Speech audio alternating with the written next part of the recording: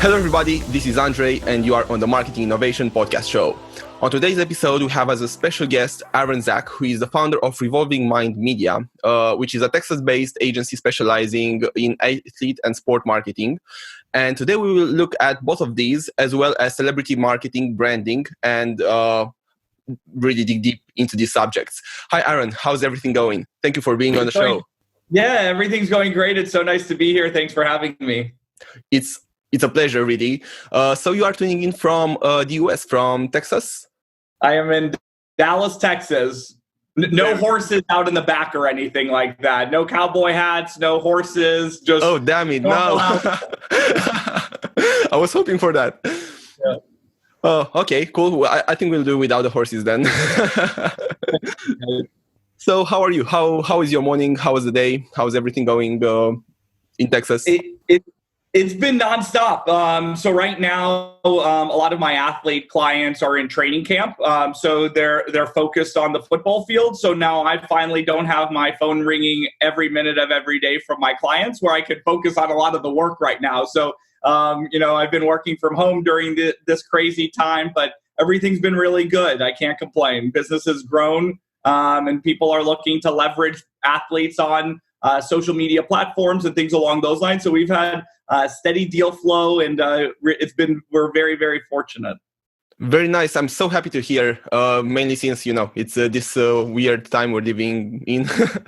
So very happy to hear about, a business like yours that is doing well and you guys are growing. Congrats for that. And I can't wait to actually get into, the subject of what you guys are doing. We're going to be discussing a couple of case studies and ways that you have been working with both athletes and personal brands as well as companies, and I'm really, really looking forward to these stories, guys, that are tuned in. Make sure to stay all the way to the end, because we have a plan of discussion that is really, really exciting.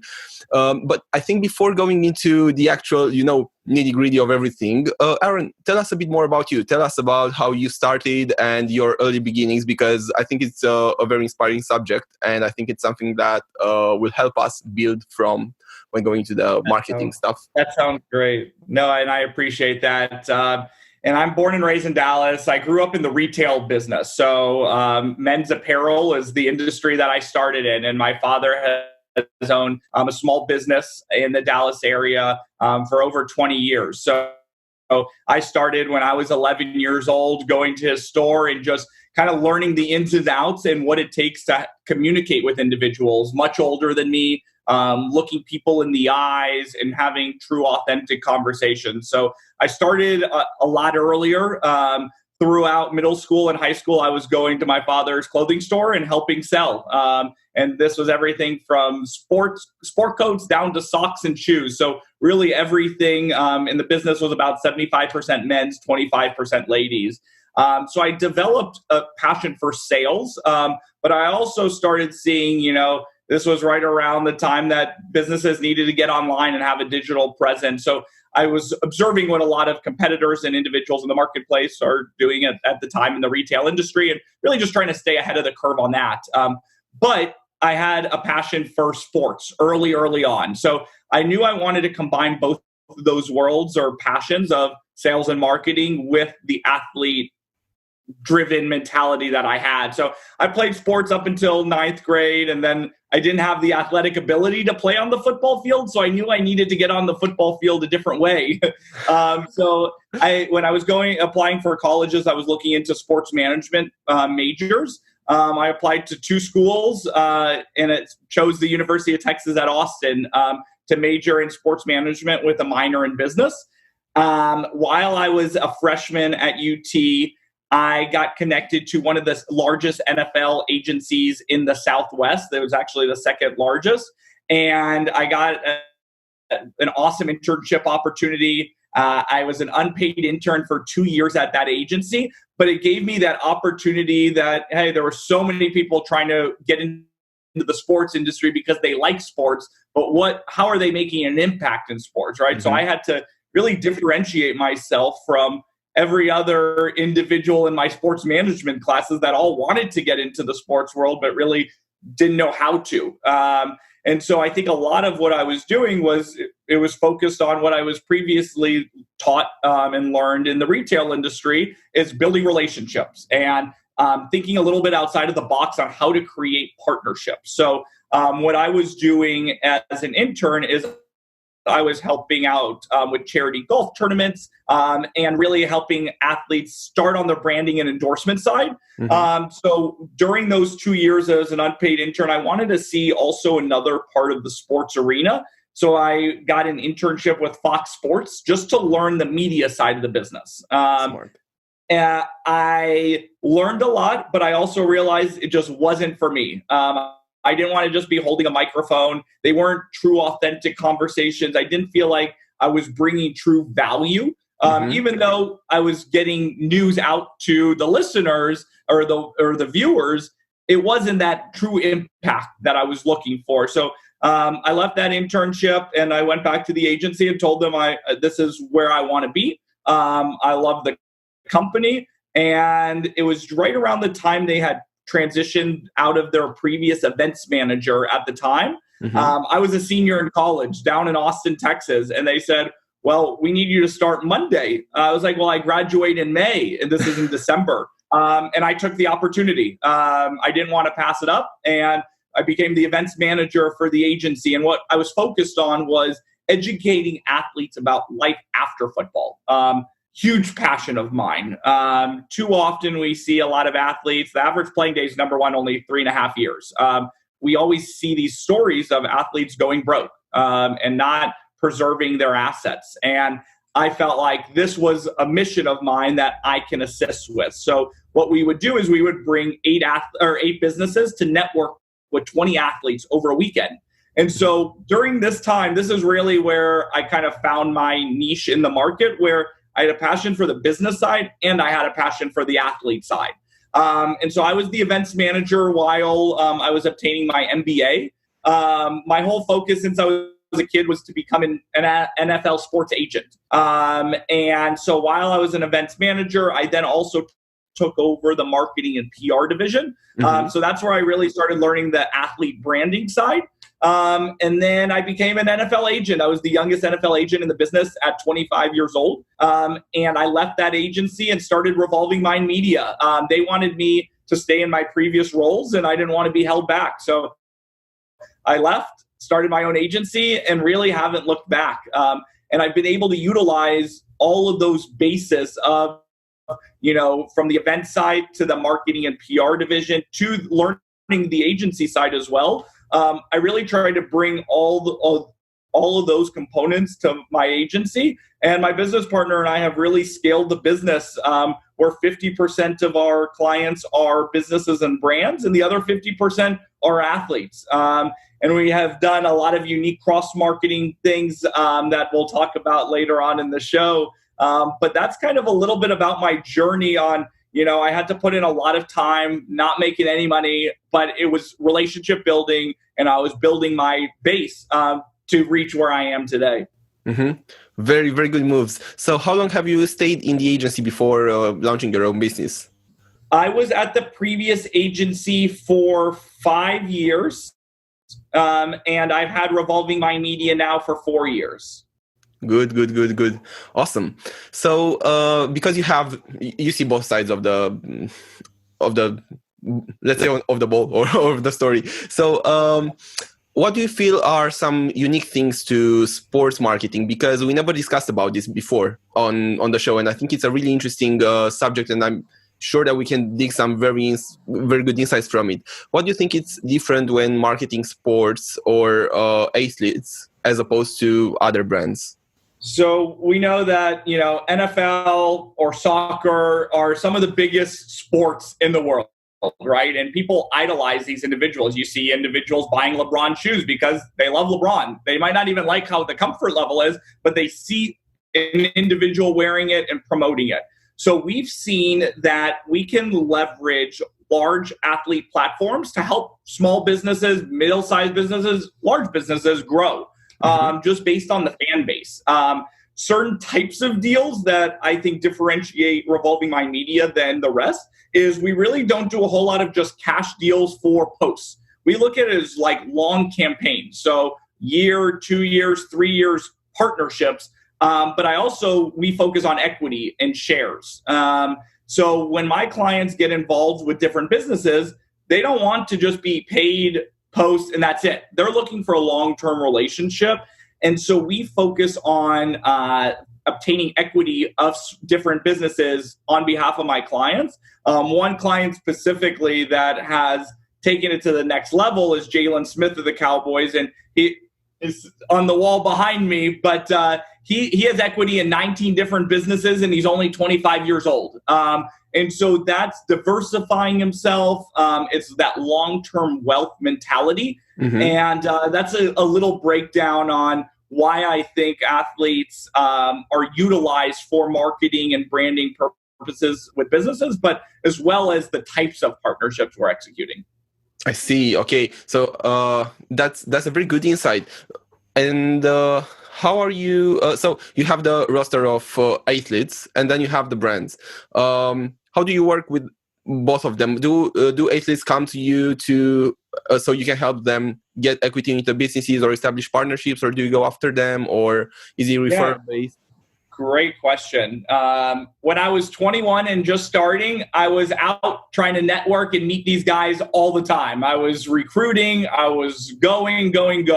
Now everything is referral based. We do no cold calls. Everything comes to us. So it really is a testament to not just myself, but really my entire team. We've built a really, really strong internal team to be able to scale. And that's really the backbone of the business. So to answer your question, it's really a lot of athletes are finding us. And they're all looking for off the field financials, right? They're getting paid to play on the football field, but they know having that Cowboys logo on their helmet carries a lot of weight. And they know they can leverage that. So I actually work with all of my clients on all calls, partnerships, etc., where it's not just me being their agent speaking on behalf of them, but they're not going to be playing football forever. So I really bring them in to be involved in conversations with those businesses. The second part of your question is how both sides kind of work together. The business and brand side, which my business partner oversees, he is full on digital marketing, creative. He's a rock star on that side. I'm involved in it and know, I'm on our weekly calls, et cetera. So I know what's going on. But I know that having these athletes on our roster, we can leverage to help these small to mid-sized businesses grow. So now from there, it's just making sure that the athlete truly believes in the business and brand, and they're not just going to do it for equity in a business they don't believe in. So that's really how both sides of the businesses work together, because the athletes really help grow the visibility of the businesses and brands, and the athletes are looking to associate themselves with like-minded businesses and brands. So that's really how they work in tandem. I see. And how did you got to think about this approach? Because from a marketing agency perspective, when thinking about marketing brands or personal brands in this case and celebrities, you'd tend to just think about communications. But is this an element that you came with from your experience as an agent, or how did you get to this business model in the end?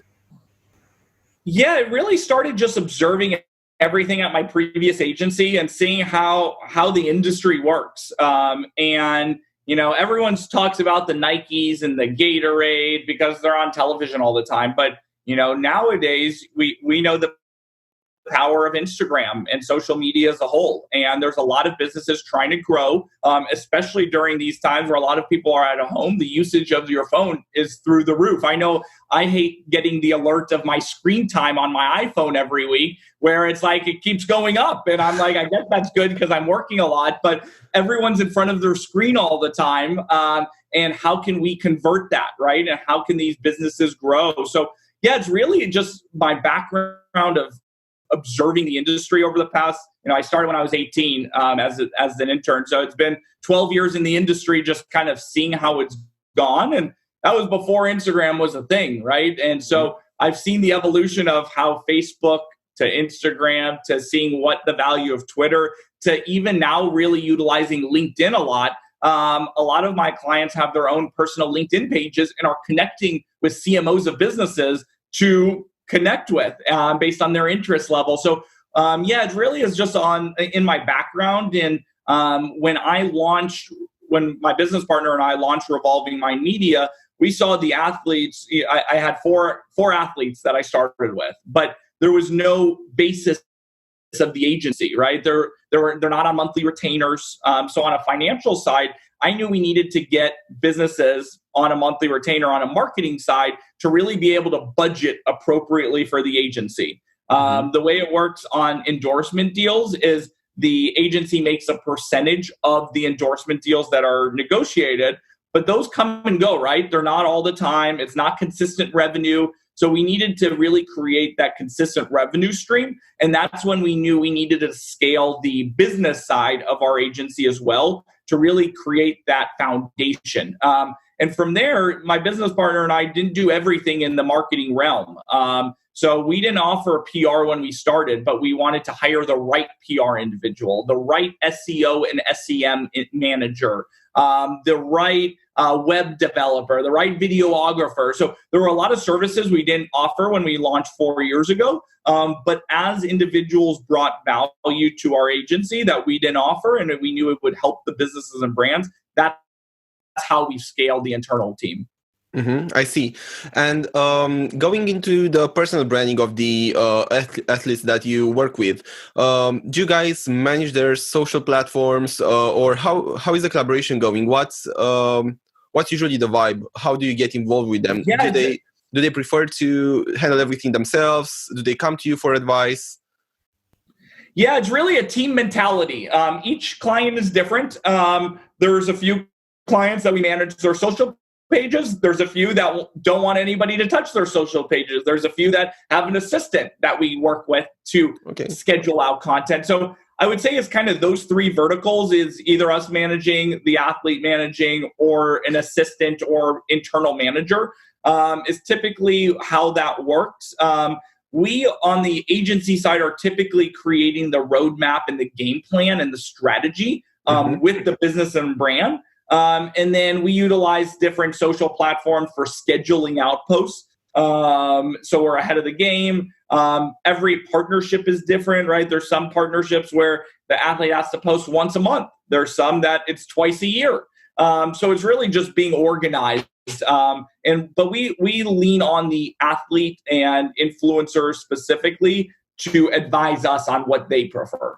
I see. Okay. And did you have a case maybe in the past where, there was not yet a popular athlete, but eventually they were on the road to becoming a popular celebrity, and you had to consult with them and build their personal brand? Do you guys do this as well? And if so, what are some things that you think are worth discussing about? Yeah. I'll answer this in two parts. One of my now best friends, he was drafted out of South Carolina by the Cowboys. He was a 6th-round pick, so not top. His name's Devontae Holloman. He was drafted in 2013, and especially in football, individuals are not as recognizable, right? They're wearing a helmet. So the partnerships are a little trickier in NFL than NBA, where they're a lot more recognizable and there's a lot less players.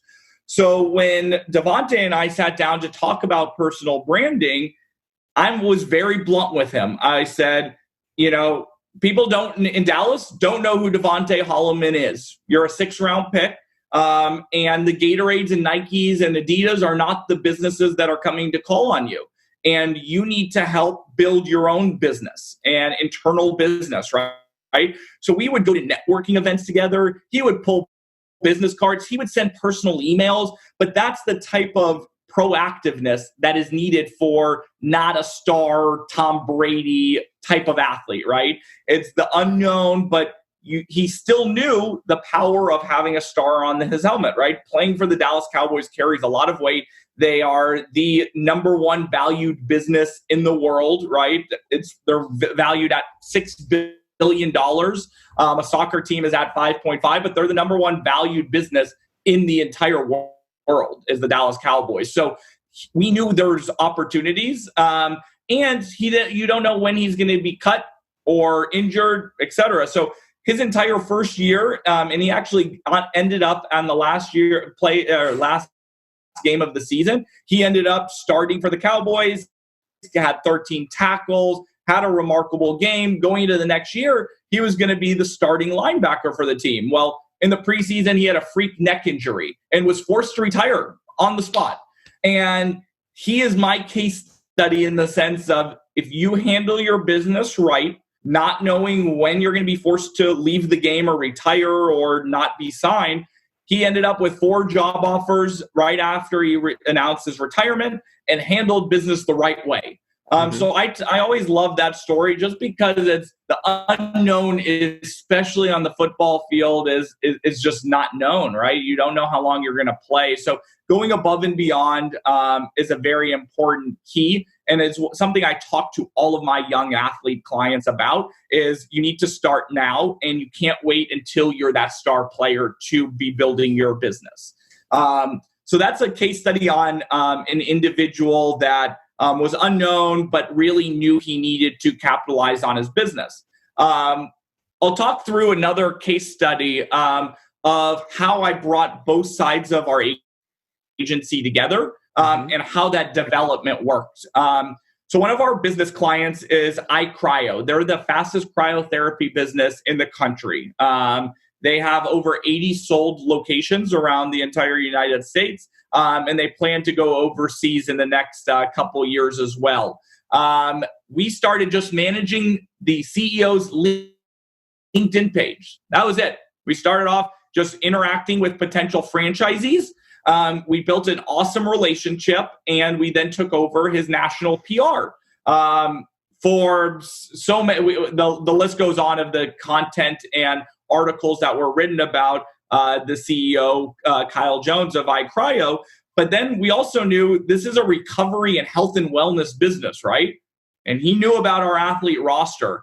Well, Jaylon Smith of the Cowboys, who I mentioned briefly earlier, he's all about rehab. He had a freak injury his last game in college, and he was supposed to be a top 5 pick in the draft. He ended up going 2nd round, still a household name, but he's looking to build his portfolio. Well, what a story, right? Like he had nerve damage. He had drop foot. He wasn't able to raise his foot. He had nerve damage. He ended up he fully recovered, but he utilized cryotherapy during his recovery. So I felt like it was a match made in heaven, where I'm representing 2 individuals, and I was able to help bridge the gap rather than having so many individuals negotiating. And we really brought him together. So not only did Jaylon become a brand ambassador, but he also is now opening up his own clinics and his own businesses in Fort Wayne, Indiana, where he's from. So he believed in the business so much that he got equity in the business, but he's also helping scale their business and opening up in the Midwest.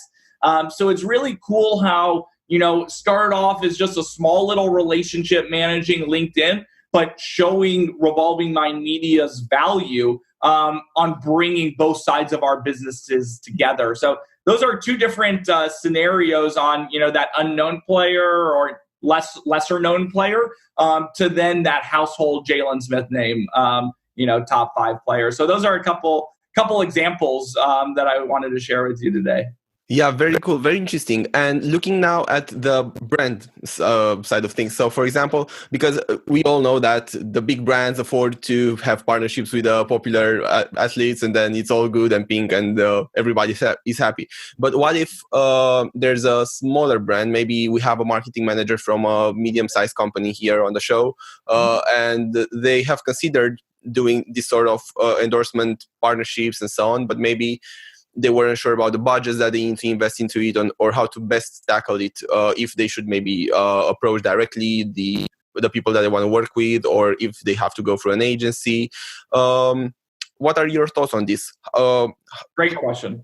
Yeah, no, that's an awesome question. And I would say, if you look at my business right now, about 75% of our business are small businesses. And so, as I said, that's what I grew up in. So that is a passion of mine, mainly because I can show profit, right? Like one of our clients, Lyft Transportation, I know I'm doing good work, but people are going to utilize their vehicles regardless if it's me or, something else. So I like working with small businesses because I can show that value.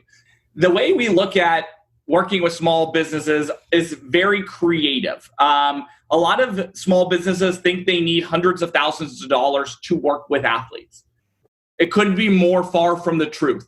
We do a lot of equity partnerships. We do a lot of shared partnerships. And a lot of these small businesses love that because it allows them to work with said athlete without laying out a lot of capital. But also the athletes really like it too because they now are a business owner of different businesses, right? Mm-hmm. And so they feel just as invested.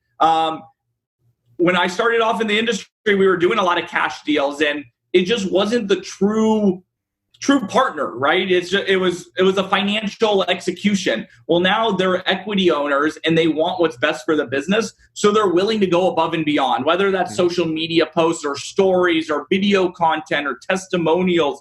It's a lot more hands-on. So if I were to say to your listeners, we have a great athlete roster, but there's a lot of other athletes out there that we do not represent. And I believe that now athletes are looking for a lot more equity types of deals than straight cash partnerships to create long-term wealth for generations to come. So that would be my advice to those listeners.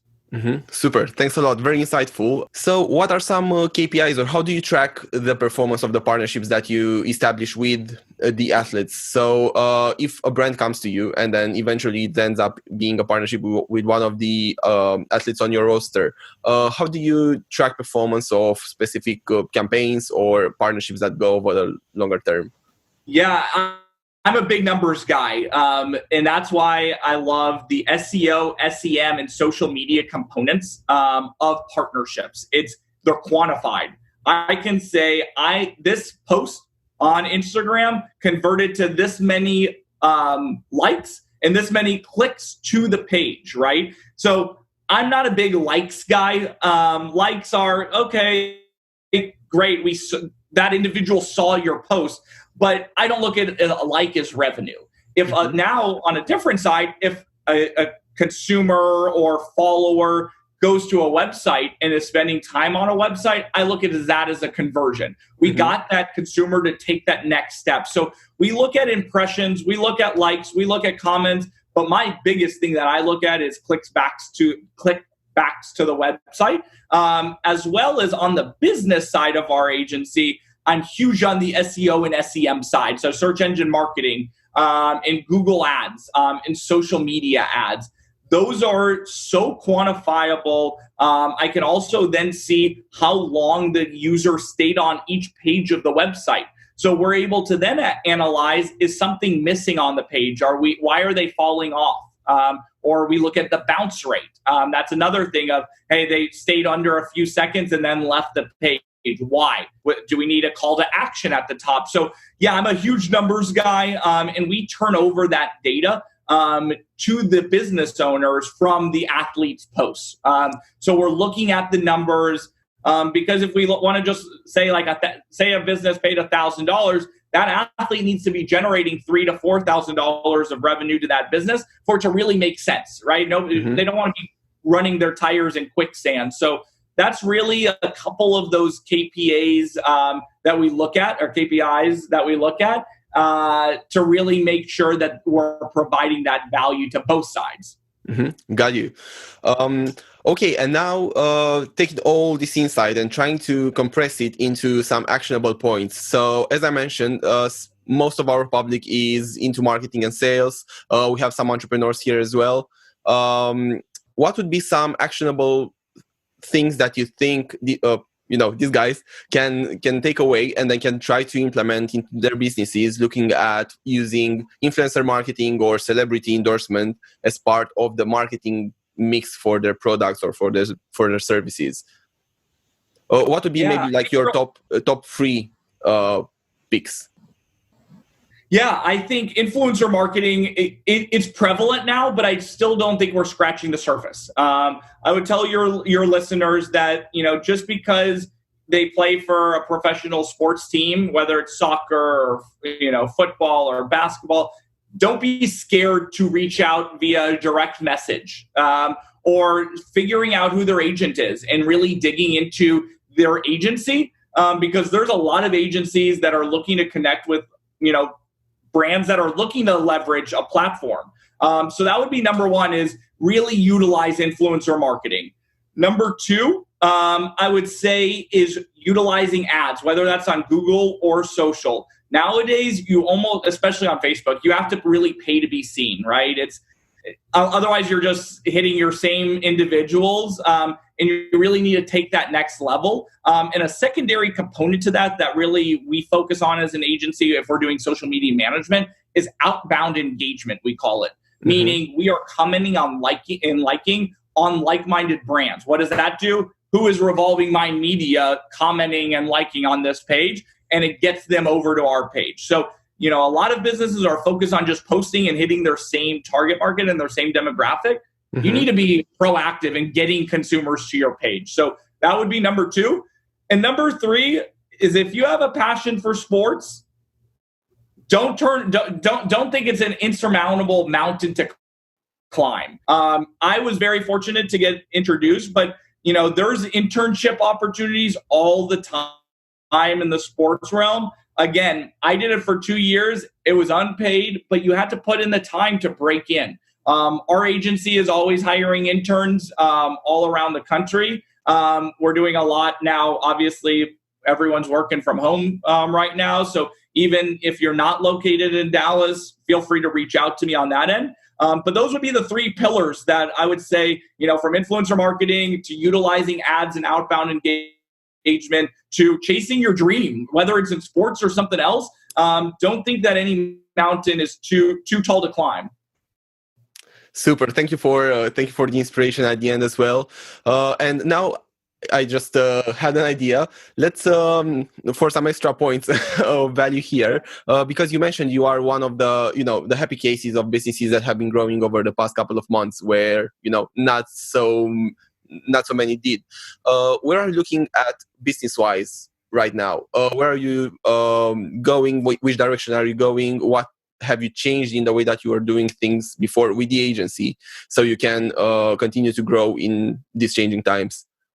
I would say the health and wellness space is our go-to, but I'll be transparent with you. The way we built our agency is we don't have any two individuals in the exact same business. And the reason we do that is we'll use an Italian restaurant in Dallas, for example. If I have 4 Italian restaurants that I represent, I'm not giving them 100% value each, right? So we dive into a lot of businesses. We have an OBGYN doctor. We have a winery. We have a cryotherapy business. We have no niche market. All we do is we dive into who each business is trying to hit and how we can get you there. So I like that because I'm constantly learning about new businesses every single day, hitting a female demographic of 30 to 50 to hitting the 18 to 30-year-old sports consumer, right? It's all across the board. But I love that because I have new conversations each and every day. During this time, we've converted a lot of businesses that might have been stubborn previously to go onto a digital presence. You have to, right? I'll even look at my father's business. He was previously focused on just in-store retail. He's had to move on to an e-commerce platform for selling. And it's been that's a good pivot. Same thing with doctors, telemedicine. She's doing a lot of virtual visits now for telemedicine purposes. We have the winery client. Bars aren't open, so they've pivoted to a wine delivery system. So every business is pivoting a little bit during this time. And as long as these businesses at a solid foundation, everyone's going to make it through this hard time. The businesses that are folding are businesses that have had issues for years and weren't innovative over the past few years. And now this time is just exemplifying it, is how I kind of interpret businesses right now. But everyone's pivoting and trying to figure out what that right opportunity is and how they can generate sales. And that's my main focus. We want to generate that revenue and we want to show those numbers coming in. And that's why we don't lose clients. We really handle our business the right way. And every business that we work with has been a referral-based business. And so it's really a testament to the team. We've scaled the right way, and we have the right individuals on our team. Love it. Monetizing marketing. That's a very important thing nowadays. And just as a wrap up, how can people find you? Who can you help? What's the best platform for them to get in touch? Obviously, we'll have the links in the description below to your agency as well as your profiles. But if people want to reach out to you directly and maybe explore a partnership or the internship that you mentioned, what's the best way for them to reach out to you? I'm at Aaron Zack 21 on social media platforms. And feel free to reach out to revolvingmindmedia.com. We have a contact us page, and I'm happy to answer any and all questions, whether it's internships, whether it's a business that just wants to ask questions on how to leverage athletes, or just want to see our athlete portfolio. I'm happy to share that with them. But no, this was really, really fun. I really appreciate it. Thanks so much, Aaron. Same here. It was very insightful. And as I mentioned in the beginning, this is the first episode that we did in this direction. So I'm really happy that we managed to organize. Thank you again for the time and for the insight and for the energy and advice. Until next time, guys, thank you as well for joining us and for staying all the way to the end. We hope you found it useful and interesting. And if you have any questions, feel free to reach out to Aaron directly or to us, and we'll make sure to transfer them onto Aaron. If you think that Aaron can help you further, then you'll have his details in the description of the episode. And as always, if you have suggestions, recommendations for us, or you want us to organize another episode together, us and Aaron, on a specific subject linked to this, let us know. And Aaron, I'm sure that we'll be able to organize it. That sounds great. I really appreciate it. This was a lot of fun. Thank you. Thanks a lot, Aaron. Thanks a lot, guys. See you next time.